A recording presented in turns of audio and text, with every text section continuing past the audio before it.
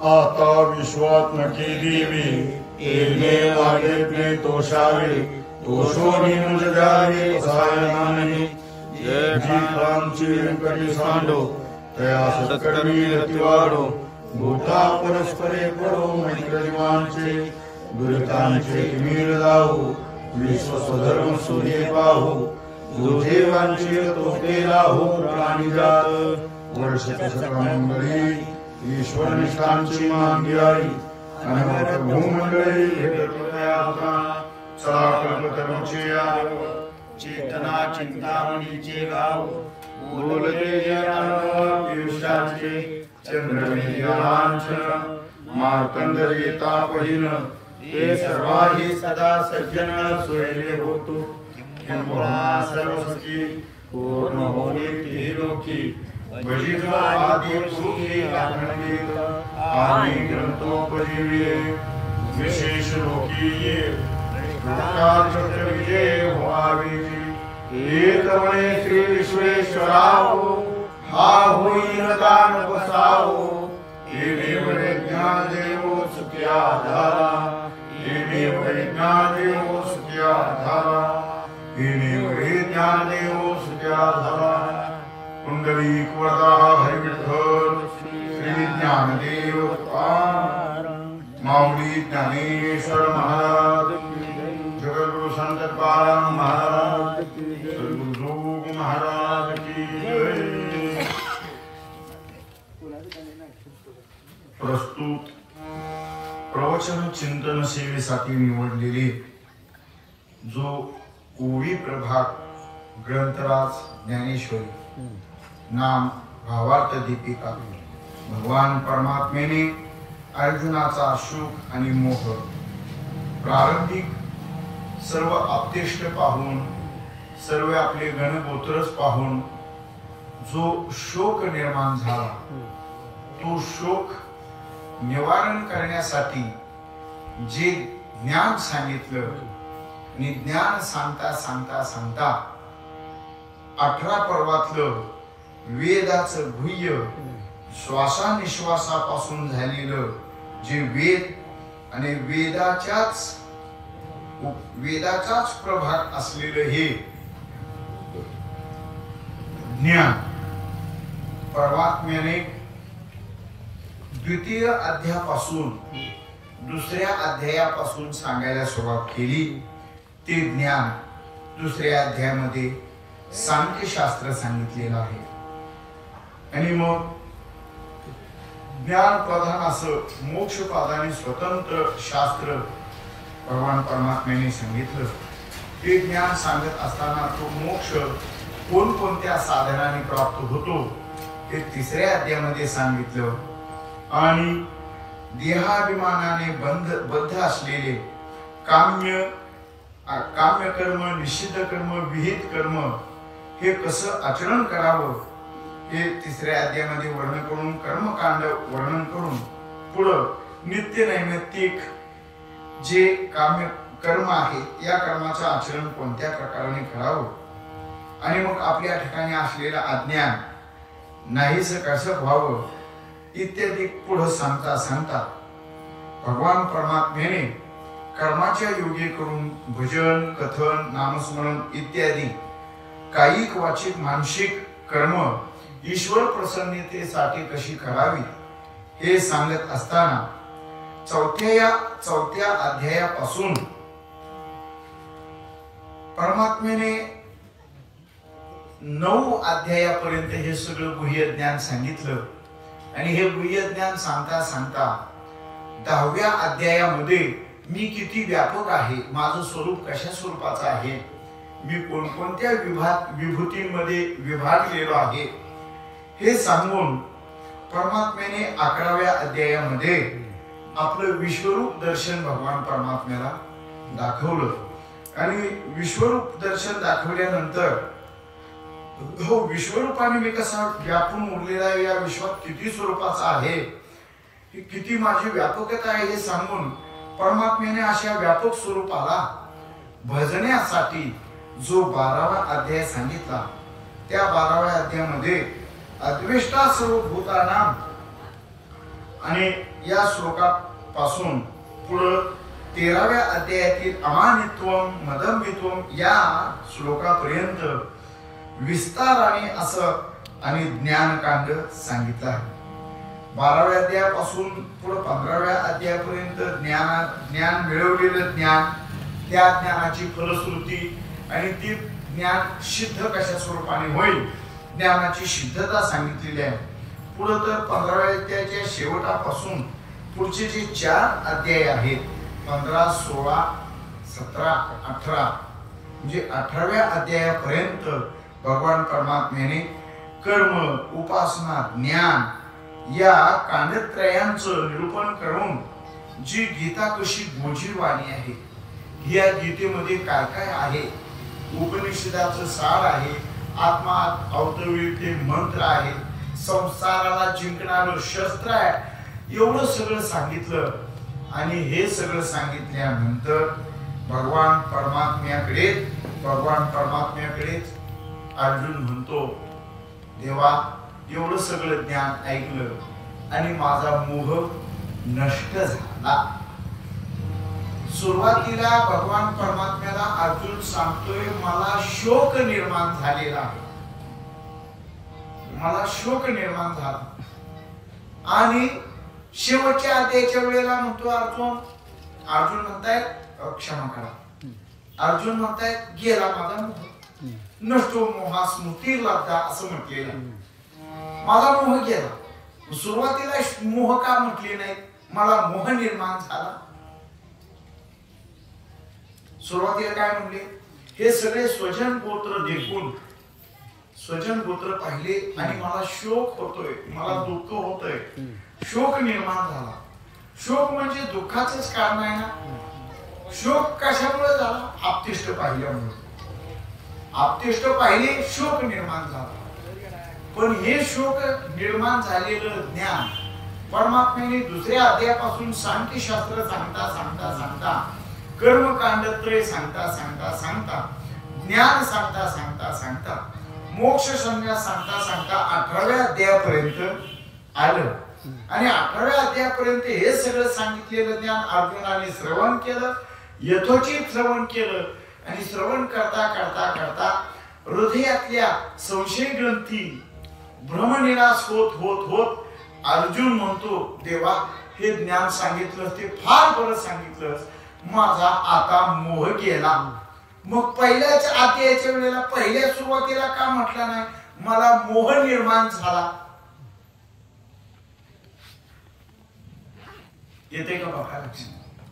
अर्जुनाने का असं म्हटलं नाही, मला सुरुवातीलाच मोह निर्माण झाला असं अर्जुनाने म्हटलंय का, नाही. काय म्हटलं, मला शोक निर्माण झाला. मोह निर्माण झाला असं म्हणायला पाहिजे होतं ना. कारण शेवट काय सांगतात, नष्टो मोहा स्मृती लब्धा, म्हणजे मला मोह होता तो निरसन झाला.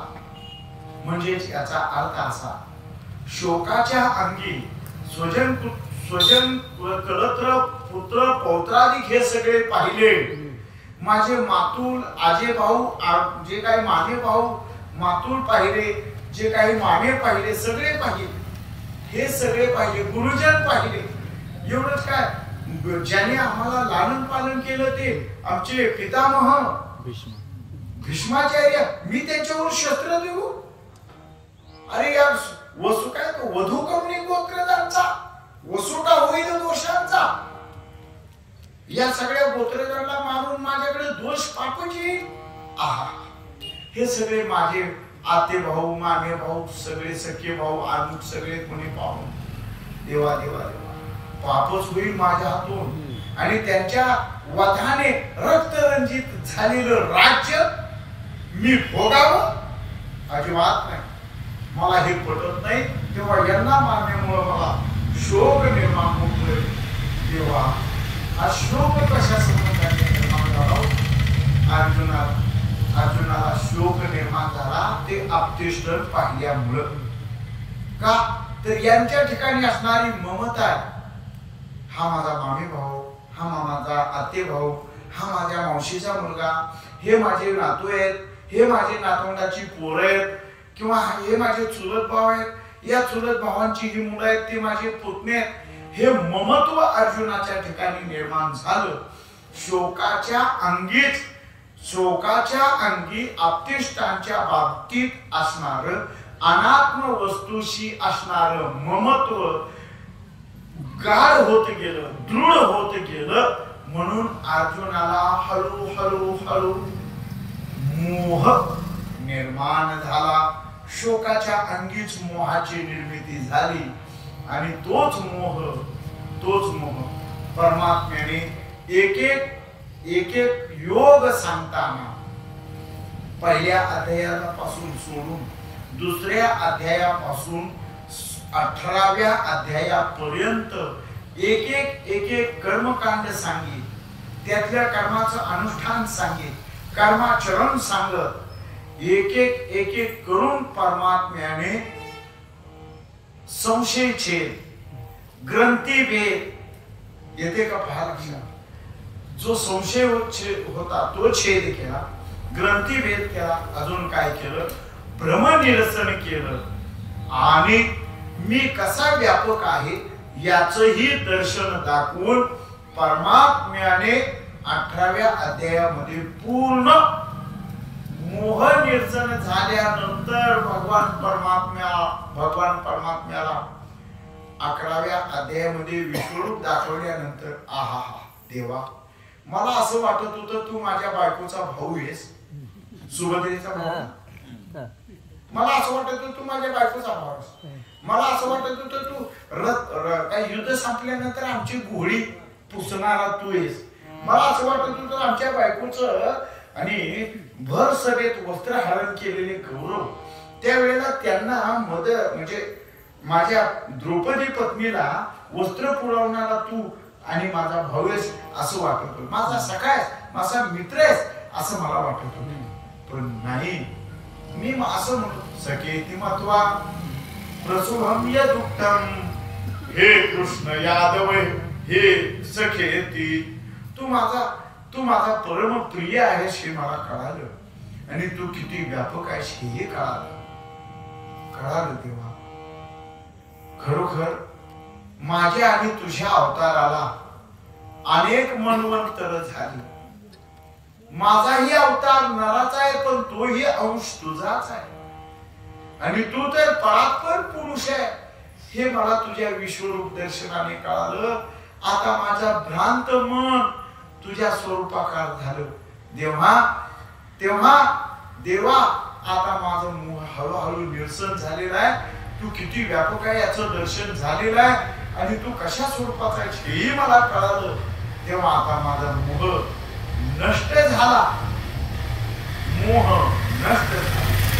आणि हा मोह नष्ट झाल्यानंतर हे विश्वाकार स्वरूप भगवान परमात्म्याने अर्जुनाला जे सांगितलं, विश्वात्मक स्वरूप अर्जुनाला सांगितलं, त्याच ज्ञानाचा 700 श्लोकांचा परिपाठ माझ्या ज्ञानोबारायांनी तेच जेने गीता उपदेशिली ते हे विटेवरी माऊली आणि जे हे विटेवरी माऊली तीच माझी ज्ञानोबाळा. या ज्ञानोबारायांनी या 700 श्लोकाचं ज्ञान दुबिंगली जगापुरती श्रीकृष्ण गाय निमित्त अर्जुनाचं केलं. भगवान परमात्मा रूपी गाय ओळली, दुधाळली आणि तेच दुधाचा भरणा घेऊन ज्ञानोबाराय तुमच्या आमच्यासाठी माय झाली आणि ज्ञानेश्वरीत आपला जीव प्राण मन ओतून हे अस्खलित ज्ञान, शुद्ध सत्वपूर्ण ज्ञान तुमच्या आमच्यासाठी ठेवलं. ते हे माय ज्ञानेश्वरी कशासाठी केलं? दीन दुबळ्यांच्या उद्धारार्थ, तापत्रय संतप्त झाले जीव यांच्या उद्धारार्थ, संसारी असक्त मायामोही रथ यांच्या उद्धारार्थ आणि जे कोणी साधक आहे मोक्षाची इच्छा करतात आणि या माझ्या ग्रंथाला, या ज्ञानदेवीला, या भावार्थ दीपिकेला आपलं सर्वस्व मानून कवटाळतात, यांनाही ज्ञान प्रधानता, भक्ती, ज्ञान, वैराग्याची ठेवण, शिकवण, एक एक रत्न भांडार देणारी ही माझी ज्ञानाबाई, ही माझी ज्ञानदेवी सुखकर हो अशा स्वरूपाने विश्वात्मक माझे सद्गुरुनाथ ज्यांनी मला हे ज्ञानाचा ठेवा उघडून दिला, त्या विश्वात्मक स्वरूपाच्या निवृत्तीनाथ असणारे माझे गुरु यांच्याकडे मी हे प्रसायदान रूपाने मागतो आहे. ज्ञानोबा म्हणतात हा वाघ यज्ञ, याच्यामध्ये असणारी आहुती, ही आहुती माझ्या माता पित्यांच्या पंचभूतात्मक, पंचप्राणात्मक, पंचकोशात्मक अशी आहुती देऊन हा ज्ञान यज्ञ माझ्या सद्गुरु निवृत्तीनाथांच्या कृपेने पूर्ण होत आहे. तेव्हा या ज्ञान यज्ञातून, वाघ यज्ञातून प्रसाद मला मिळावा. निवृत्तीनाथांच्याकडे ज्ञानोबा प्रसाद मागतात. काय हवंय ज्ञानोबा? दुसरं काही नाही. काय हवं? तुम्ही विश्वात्मक स्वरूपाने मला आणि दर्शन झालेलं आहे, तेव्हा एक काम करा. मी स्वतःसाठी म्हणून काही मागत नाही. काय मागायचंय? पहिल्या सुरुवातीला ज्ञानोबांनी मागितलं, जी खळांची व्यंकटी सांगो, दुष्ट जनांची दुष्ट बुद्धी नष्ट हो, दुष्ट जन नष्ट होऊ नये असं म्हणतात. एक सांगू, देवाचंच कार्य करण्यासाठी देवालाच अवतार घ्यावा लागतो. ज्ञानोबांच्याच वर्णनात आहे की नाही? ज्ञानोबा सांगतायत, हेच भगवान परमात्मा सांगतायत ज्ञानोबांच्या मुखातून, मीच होऊन पांडवा आणि करी की माझीच सेवा. भगवान परमात्मा सांगतात, हे भक्तजन का भक्त हमें महात्मे, ये माझी निजाची धामे, हे भक्त महात्मे माझेच आहे, माझं स्वरूप आहे ते. पण माझ्यापासून भिन्न बनतात, पूर्ण सत्वांशाने आपलं आणि या जगतात कार्य करण्यासाठी माझ्या स्वरूपाने मनुष्याकृती धारण करतात.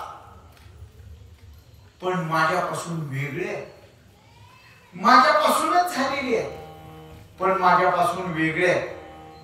ही माझीच आहे, पण माझा स्वभाव कसा आहे माहिती आहे ना तुम्हाला? देव सांगतात आपला स्वभाव, धर्म रक्षावया अवतार घेशी, आपुल्या पायीशी भक्तजना. देवाचा स्वभाव दुष्टांचं हनन करणं, भक्ताला के पायापाशी, दुर्जनाशी संवाद. जे कोणी शरण येतील त्यांना मी अवैदान देतो. शरणागता वज्र पंजर, अभयदाना तू उदार, सकळ देवा तू अगोचर. है ना? होशिया विकार अविनाश.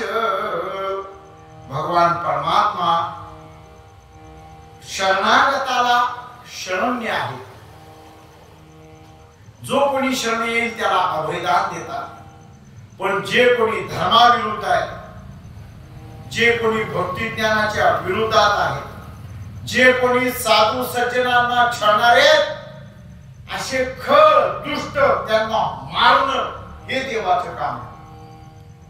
पण माझ्यापासून निर्माण झालेले माझे भक्त ते मारत नाहीत खळाला. मी दुष्टांना मारतो, पण माझे भक्त महात्मे दुष्टांना मारत नाहीत. मग काय करताय? माझे भक्त महात्मे दुष्टांना मारत नसून त्यांच्या अंतःकरणात असणारी दुष्ट बुद्धी नष्ट करीतात. कशा करवी? आपलं जे ज्ञान भांडार आहे, ते ज्ञान भांडार प्रत्येकाच्या ठिकाणी प्रोक्षण करतात. प्रत्येकाच्या अंतःकरणात त्या ज्ञानाचा बोध देऊन त्याला संपन्न करतात आणि मगच त्याचा दुष्टपणा घालवतात. एक नंबर नारद महर्षी कोण आहेत? नारद महर्षी भक्त आहेत ना. नारद महर्षी संत आहेत. मग वाल्या कोळ्यानं ज्या वेळेला अडवलं, नारद महर्षींच्या अंगात काही बळ नव्हतं वाल्या कोळ्याला मारण्याचं? होतं का नव्हतं? होतं. जो तिन्ही ताळात गमन करू शकतो तो वाल्या कोळ्याला मारू शकत नाही. तुमचे काय म्हणणं आहे? अहो, वाल्या कोळ्याला मारण्यासाठी एक जरी मंत्र म्हणला असता नारदांनी, तरी नारदांच्या हातातल्या विण्याचं हत्यारात रूपांतर झालं असतं. उदाहरण कल्पना म्हणून भगवान नारायणाचा जप करणारे आहेत का नाही नारद मुनी?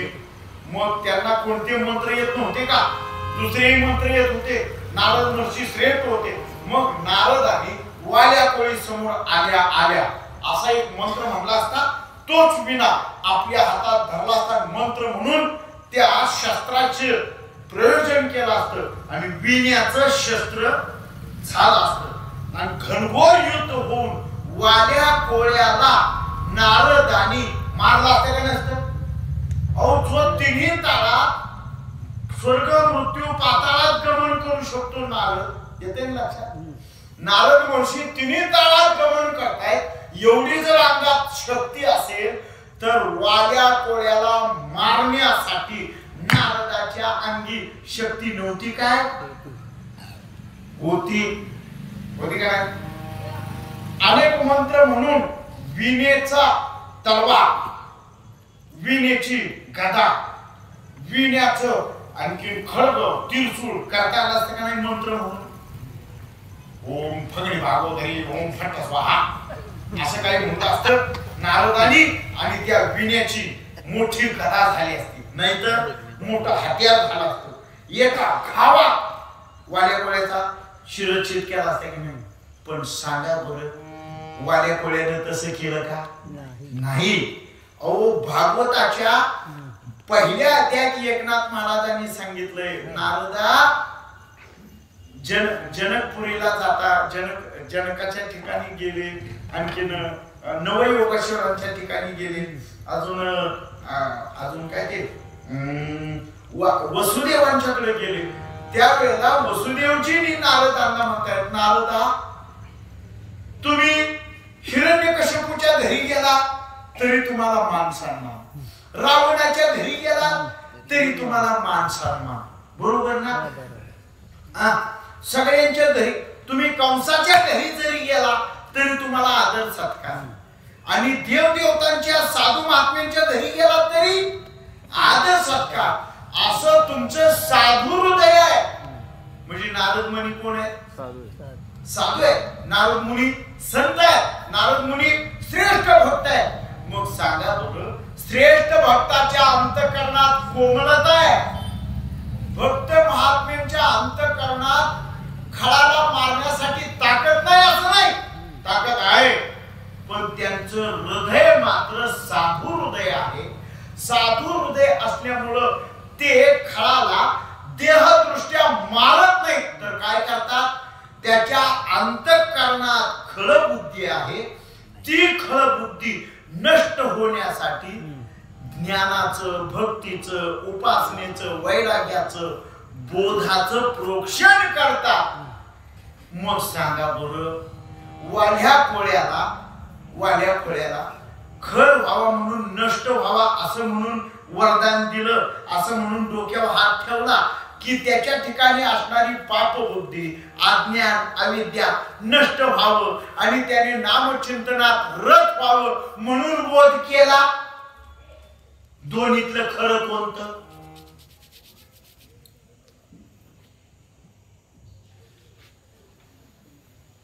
तुमचं काय म्हणणं आहे सांगा ना. तुम्ही सांगत नाही तर मी बसून राहतो. सांगा बरं. असं योग्य आहे. उलट नारदाची जी पापबुद्धी आहे, अविद्या आहे, जे अज्ञानानं घडलेलं पाप आहे, त्याच्या देहाकडून घडलेलं पाप, त्या पापाधिकाचं साधन येते ना लक्षात? त्या पापाधिकाचं साधन अजून अधर्म केला होता, त्या अधर्माचं परिवर्तन धर्मप्रोक्षणामध्ये जी काही भक्तीची साधना होती श्रेष्ठ, ती साधना नामचिंतनाने सिद्ध होणार होती. ते नाम उलटा मंत्र असला तरी त्या मारा मारा म्हणण्यामध्ये रामा रामा हे परिवर्तन झालंच की नाही? झालंच ना. हे जे ज्ञान अविद्या घालवली सद्विद्या प्रोक्षण केलं. येते ना लक्षात? पाप घालवलं नामचिंतनाने, त्याच्या ठिकाणी पुण्य जमा करून दिलं. अजून काय केलं? अज्ञान घालवलं, ज्ञान प्रोक्षण केलं. अविद्या होती, बोध स्वरूपाची प्राप्त करून, बोध स्वरूपता प्राप्त करून गेली. त्याचं कर्म दुस्तर असं होतं, ते दुस्तर कर्म निरसन करून त्याला निष्काम कर्माची आणि वृत्ती घडवून दिली. अंतःकरणातल्या सगळ्या मल, विक्षेप, दोष आणि आवरण सगळं काही नष्ट केलं आणि मन त्याचं निमग्न करून प्रभुराम स्वरूपाच्या चैतन्य स्वरूपाची सच्चिदानंद घन स्वरूपाची एकविध लय लावून दिली. आणि मग तेच वाल्या कोळी कोण झाले? वाल्मिक ऋषी. याला म्हणतात खळ बुद्धीचं नष्ट होणं. जे खळांची व्यंकटी सांडो, म्हणजे आपलं स्वरूप जसं परमात्मा स्वरूपाशी तदाकार आहे, साधू महात्मे खळाची दुष्ट बुद्धी सुद्धा घालवून त्याला आपल्या स्वरूपाकार बनवता. आपणासारखे करीती तात्काळ, आपणासारखे करीती. येते ना लक्षात? आपल्याप्रमाणे बोध संपन्न करतात. ही साधू महात्म्यांची वृत्ती. खळ नष्ट होऊ म्हटलेली नाही ज्ञानोबा आहे. काय व्हावं? खळांची दुष्ट बुद्धी नष्ट व्हावी. मग कोणती बुद्धी यावी? त्यांना स्वधर्मामध्ये निरतता यावी. स्वधर्म करण्याची, सत्कर्माचरणाची आणि सत्य आचरणाची बुद्धी त्यांच्या ठिकाणी निर्माण व्हावी. आणि भक्ती ज्ञानाचा, उपासनेचा, श्रेष्ठ कर्माचरणाचा बोध त्यांना व्हावा. ज्ञान संपन्न व्हावे. म्हणूनच जे खळांची व्यंकटी सांडो पुढं तया सत्कर्मी रती वाढो. आणि त्यांच्या अंतःकरणात सर्व जीवमात्रांविषयी बंधुभाव, अजून मित्रभाव निर्माण व्हावा. भूता परस्परे पडो मैत्र जीवांचे. सर्व जीवमात्रांविषयी मैत्रभाव निर्माण व्हावा. का हो मैत्रभाव का निर्माण व्हावा?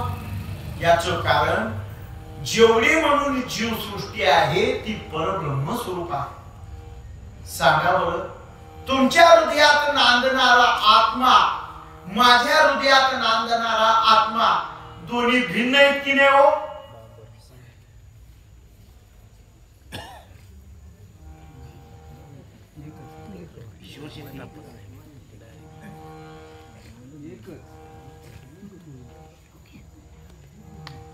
तैसा हृदयामध्ये विरामू असता सर्व सुखाचा आरामू. की भ्रांताची कामू विषयावरील? भ्रांत मनुष्याला विषयाधिकारामुळे आत्म्याच्या ठिकाणी परिच्छिन्न भाव दिसतो. पण आत्मा परिच्छिन्न नाही. आत्मा सर्वागत आहे. सर्वागती राम देहादेही एक सूर्यप्रकाश सहस्त्रलक्ष्मी. आपण रोज हरिपाठात रोज म्हणतो आणि तो आत्मा चैतन्य स्वरूपाने सर्वत्र आहे. कुटस्थ स्वरूपाने सुद्धा सर्व विश्वात व्याप्त. कुटस्थ तटस्थ दोन्ही पहा. कुटस्थ आहे तो परमात्मा कुठं नाही सांगा. कुटस्थ म्हणजे सूक्ष्म रूपाने जो तुमच्यात आहे. सोपं सांगू, आपण पुरुष आहे म्हणून आपल्यात आत्मा आणि पलीकडे आपल्या सगळ्या माता वर्ग, आपल्या गावातल्या आज्या काक्या नाण्या मावश्या बसलेल्या. त्यांच्या त्यांच्या काळजात, त्यांच्या हृदयात, त्यांच्या अंतःकरणात आत्मी अशी बसली. आत्मी त्याच्यात आत्मी आणि आपल्यातला तेवढा आत्मा असंच आहे ना? नाही. मग त्यांच्यातही आता आहे तो आत्माच आहे आणि माझ्यात आहे तो आत्माच आहे आणि तुमच्यात आहे तो आत्मा आहे. आत्म्याचीच स्वरूप भिन्न भिन्न प्रकृती दोषाने आहे. सांगा तुमची प्रकृती माझी प्रकृती भिन्न आहे ना?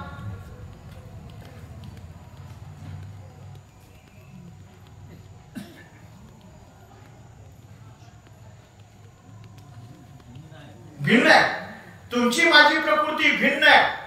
कफ वात पित्त या सर्व प्रकृती प्रत्येकाला आहेत. कफ वात पित्त प्रकृती सगळ्यांनाच आहे हो. पण ज्याला ज्याला प्रकृती धर्माने त्याच्यात कुणाची वात प्रकृती असते जास्त, कुणाची कफ प्रकृती जास्त असते, कुणाची पित्त प्रकृती जास्त असते. कफ प्रकृती असलेल्या माणसाला दम्याचा त्रास असतो. पित्त प्रकृती असलेल्या माणसाला अन्नपचन होत नाही. असं होतं बरोबर ना? अन्नपचन होत नाही.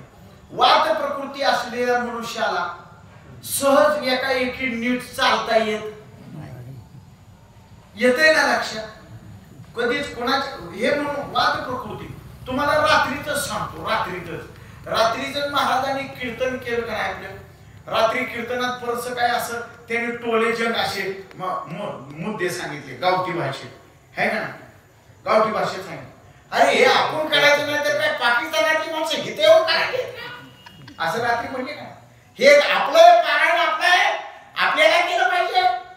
मग काय आपण ही घरी बसायचं, आपण आपली दारा खिडक्या लावून बसायचं आणि आपल्या गावचं कारण पाकिस्तानच्या माणसाने येऊन करायचं का? असं म्हणले का नाही? हा हे पोट तिडकीनं म्हणत होते आणि मला इतक्या मोठ्यानं हसू आलं. हसू येता येता मी आता खाली वाकलो, वाट आला. तो वाट आला बडकडीत, मला सरळच भुय आला येईना. मी म्हणलं आता आपला वाट इथंच बडकडीत थांबतोय का? हे मी का सांगितलं तुम्हाला? का सांगितलं? प्रत्येकाची प्रकृती कफ वात आणि पित्त याने अधिक असते. प्रत्येकाच्या ठिकाणी हे तीन आहेत. कफही माझ्यात आहे, वातही माझ्यात आहे, पित्तही माझ्यात आहे. पण प्रकृती बनवताना देवानं अधिक अधिक प्रत्येकात एक एक दिलेलं. काहींना कफ अधिक होतो, काहींना पित्त अधिक होतं. दुसऱ्याचं घर बांधले आपलं काय ते नाही म्हणजे काहींना पित्त अधिक वाढतं तर कोणाला वात अधिक होतो. ही प्रकृती दोष आहेत ज्याच्या त्याच्या गुणधर्माप्रमाणे. पण ही अशी जरी प्रकृती असली त्यामध्ये पंचकर्मेंद्रिय, पंचज्ञानेंद्रिय, पंचप्राण, पंच उपप्राण, मन बुद्धी आहे का नाही? हे जे अंतःकरण चतुर्थ आहे, मन बुद्धी चित्त आणि अंतःकरण, अशी अष्टधा प्रकृती आहे. या अष्टधा प्रकृती मध्ये राहणार जे चैतन्य, ते राहणार चैतन्य भिन्न भिन्न आहे की नाही हो? प्रकृतीच्या अनुषंगाने भिन्न असलं तरी ते चैतन्य स्वरूपाने कुटस्थ स्वरूपाने भिन्न असलं तरी सुद्धा ते सर्वत्र विभागून सुद्धा एकत्वाने आहे. मग सांगा बरं त्या एकत्वाने असणाऱ्या चैतन्य स्वरूपाला नाव काय आहे?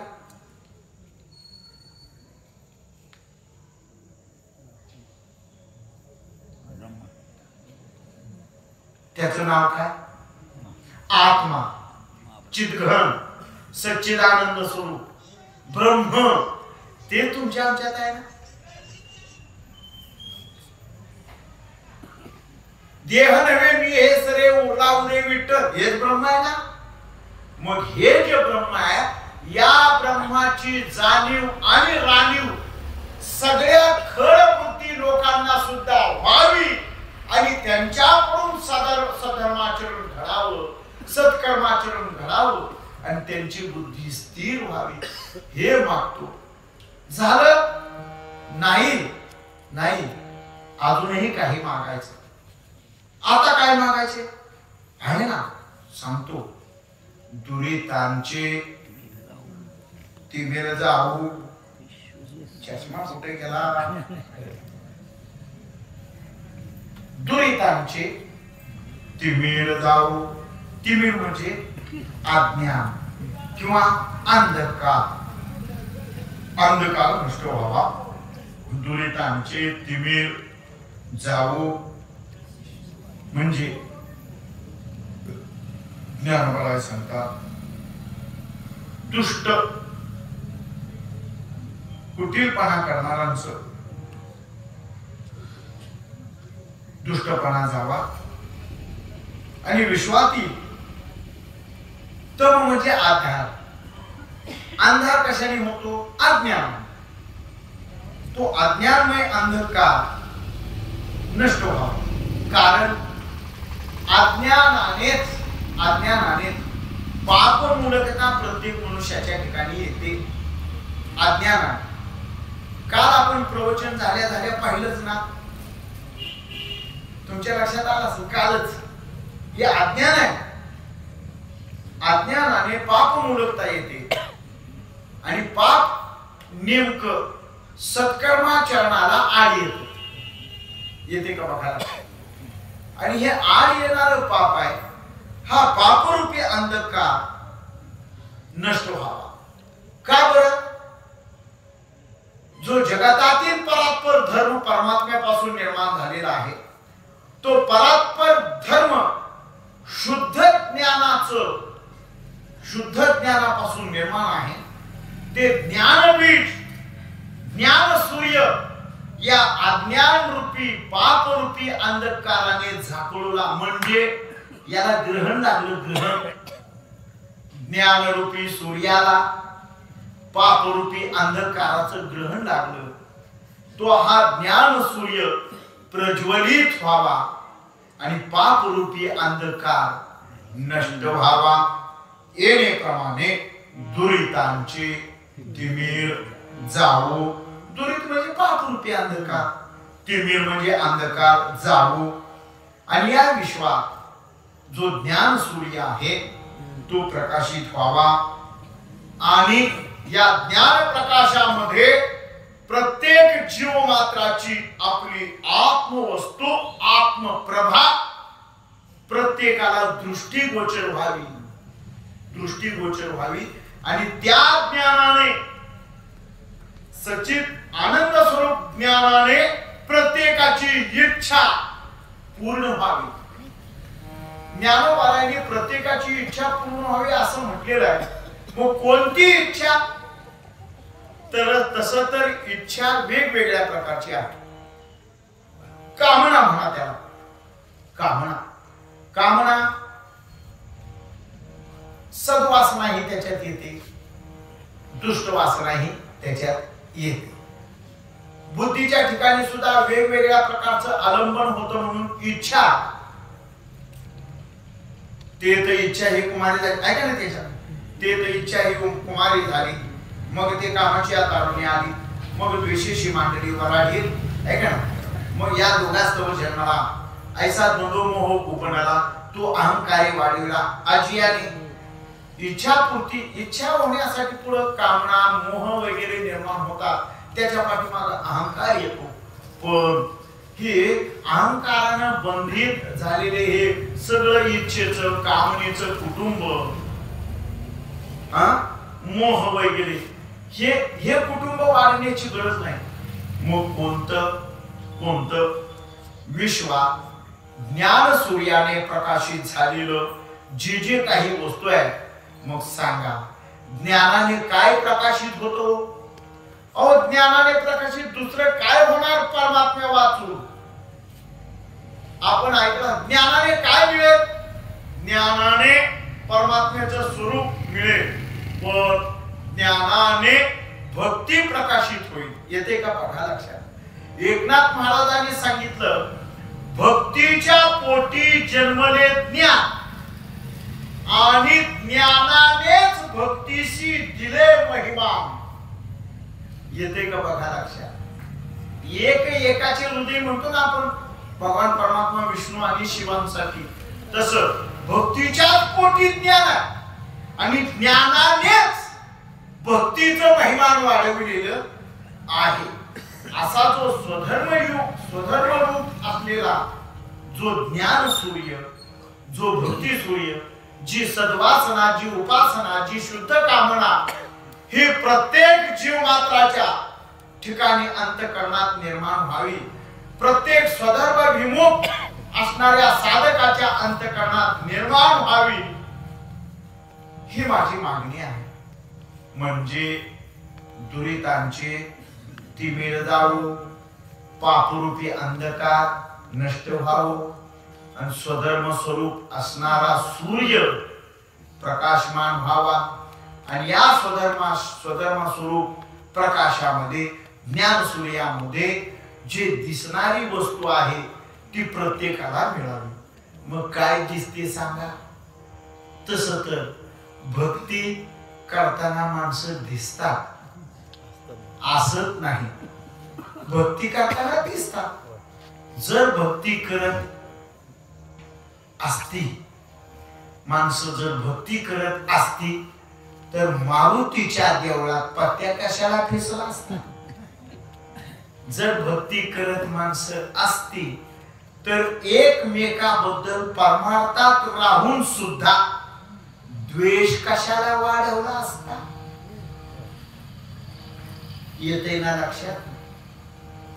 म्हणजे जी द्वेषाची झाडणी, द्वैत आहे, अंतःकरणात भ्रम आहे, पारमार्थिक असूनही जर द्वेष आहे, हा द्वेष नष्ट झाला असती का नाही जर भक्त करीत असती तर? मग हे वरून भक्ती करणारे दिसतात, हे दिसण्याचं ज्ञान, दिसण्यापुरतं असणारी ही भक्ती नाहीशी व्हावी आणि अंतःकरणात शुद्ध भक्तीचं रोपण, बोध संपन्नता, मच्चित्ता मगत प्राणा बोधयंत परस्परम, असं काय काय मी आले तेने उद्गारे लागती गाजू, तया महासुखाचे निभरे ध्यावनी देहाची गावा बाहेर. देह तादात्म्य स्वरूपाने भक्ती नको आहे, देह तादात्म्य सोडून झालेली भक्ती हवी आहे. म्हणजे हो देह भक्तीसाठीच आहे ना, दिली इंद्रिय, हात पाय कान डोळे मुख हे बरोबर आहे ना. पण हे करीत असता देहाचंही तादात्म्य संपावं आणि मी केवळ परमात्म तत्व आहे, देह नव्हे, मी हे सरे उरला रे विठ्ठल. तुकोबारांचा दुसरा एक अभंग आहे, जन विजन झाले आम्हा विठ्ठल नामा प्रमाणे. पण पुढे त्यातला महत्वाचा भाग सांगतात, जन विजन. जन विजन जन होते, लोक होते, देहाच्या संबंधाने प्रकृतीचा संगत असल्यामुळे सांगा या प्रकृतीचा धर्म मी तुमच्याशी जोडला. तुम्ही कोण आहेत माझे आता या भेटीला? तुम्ही माझे कोण?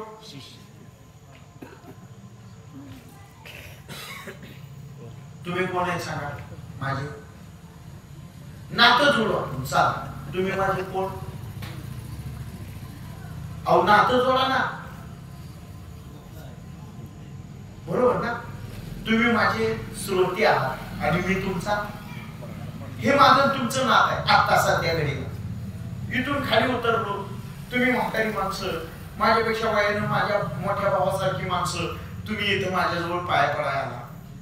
तुम्ही कोणी म्हातारी माणसं, वृद्ध माणसं आला, मी तुम्हाला काय म्हणेन? मी तुम्हाला काय म्हणेन? रामकृष्ण हरी म्हणेन. पण काय म्हणेन मी तुम्हाला? नातं काय जोडील?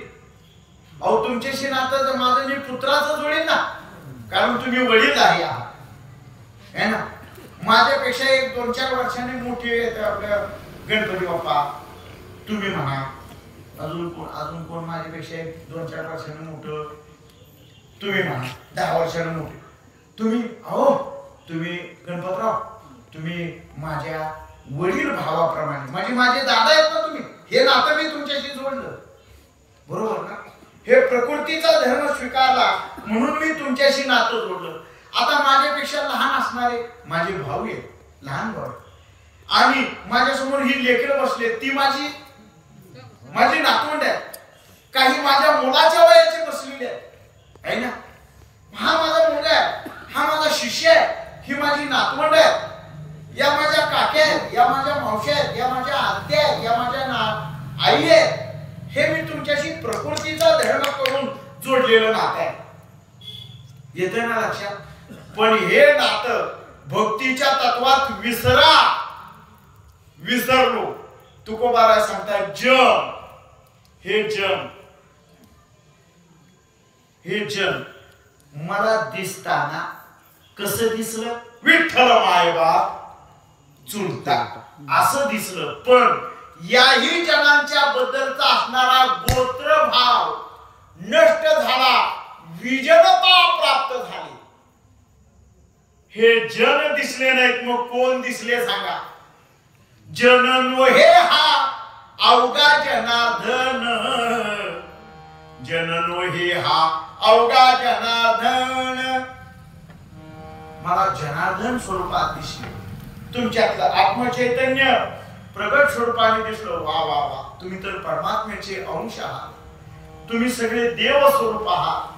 ज्ञानोबारायांनी आपल्या सगळ्या श्रोत्यांना काय म्हटलेलं आहे, प्रभू तुम्ही महेशाची मूर्ती, बरोबर ना, आहे का ना. तुम्ही सर्व महेश मूर्ती आहात, म्हणजे भगवान शिवशंकराच्या स्वरूपाच्या, बरोबर ना. हा जो बोध आहे तो विजनतेचा बोध आहे.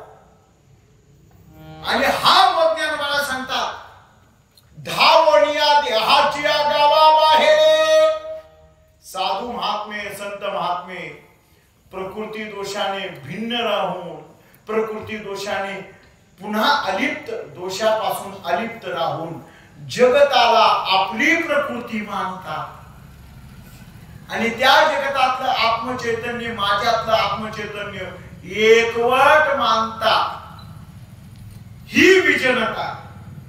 आणि ही विजनता झाल्यामुळे मला काय दिसलं म्हणून सांगू, पाहे तिकडे माय बाप, पाहे तिकडे. तुकोबाराय सांगतात, मी कुठं पाहू, जिकडे पाहू तिकडं माझा परमात्माच आहे. पाहे तिकडे माय बाप, विठ्ठल आहे रखुमाई, विठ्ठल आहे रखुमाई. पाहे तिकडे माय बाप, मी जिकडं पाहिन तिकडं मला अवघे ब्रह्मची कोंदले. मला सगळीकडे ब्रह्मतत्वाची अनुभूती आली. आणि ही अनुभूती मनुष्य मात्राच्या, सर्व मनुष्य मात्राच्या, सर्व सद्धर्मीयांच्या, सर्व मुमुक्षुजनांच्या, सर्व भक्ती करणाऱ्या योगी भक्तजनांच्या, त्या संबंधाने नाना प्रकारचे योगांचं आचरण करणाऱ्या सर्व योगी मुनिजनांच्या अंतःकरणात सतत प्रेरित हो. जो जे वांचील तो तिला, हीच इच्छा आहे, हीच कामना आहे माझी. त्यांच्या अंतःकरणात ब्रह्मभाव जागृत होवो. दुरितांचे दिवीर जाऊ, विश्वसधर्म सूर्य पाहू. जो जे वांचील तो ते लाहो. प्राणी ज्या ज्या मनुष्य मात्राची, ज्या ज्या भक्तजनांची जशी कामना आहे ती ईश्वर स्वरूप असावी, परमात्मा स्वरूप असावी आणि ती पूर्ण व्हावी. झालं नाही अजून आहे काय असा सर्वांच्या अंतःकरणात जो साधू महात्म्यांच्या अंतःकरणात ब्रह्मबोध ठसावलेला आहे, तो ब्रह्मबोध घेऊन जी कोणी ईश्वर मानदी आली आहे, जी संत महात्मे मानदी आहे, ही ईश्वरनिष्ठ मंडळी सतत आपल्या ज्ञानाचा वर्षाव या सर्व जीवलोकांवर करावा. या मृत्यू लोकातील प्रत्येक अज्ञानी असलेल्या लोकांच्या वरही करावा. अज्ञानी असणाऱ्या लोकांच्या वर वर्षाव केल्यावर त्यांच्या ठिकाणी अज्ञान निघून जाईल आणि ज्ञान निर्भूत होईल. येते ना लक्षात. खुलीत लावलेला दिवा अंधार बाहेरून येतो का खुलीतच असतो?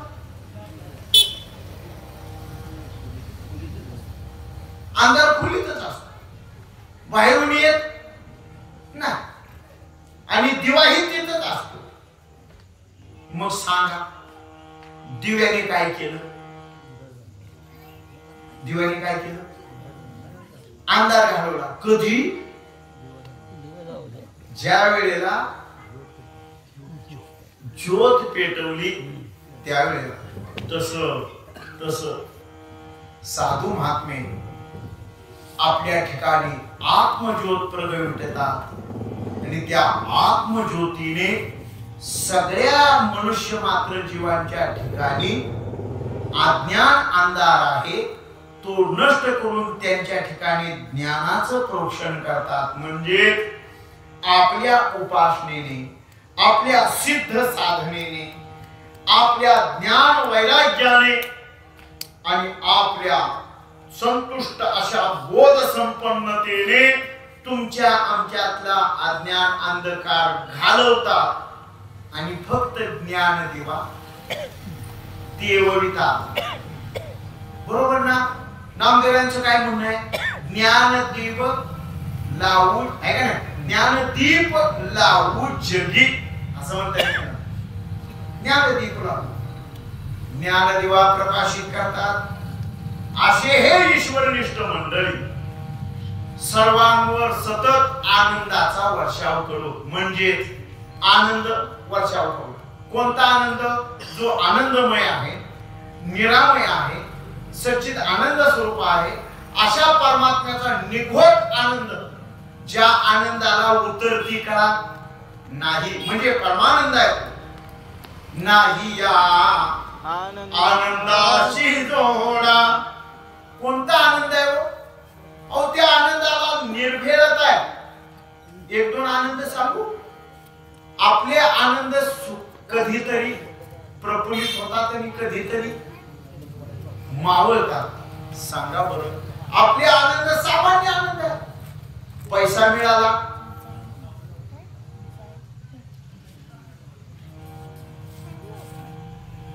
पैसा मिळाला आनंद आहे, सामान्य आनंद आहे. पण काय करता, घरच्यांना काही कामासाठी लागायचे होते. अहो पैसे द्या, अमुक अमुक इतके पैसे कमी करतायत, तुमच्या जवळचे पैसे द्या. पैसा खिशात होता, हा हा हा आनंद आहे. पण घरच्यांनी मागून घेतले, त्या आनंदाचं परिवर्तन क्षीण झाला, दुःख झालं. आनंद मावळला की नाही? मुलगा आला, मुंबईवरून आला, येताना चांगला पगार घेऊन आला, दिवाळीचा बोनस दसऱ्यातच घेऊन आला.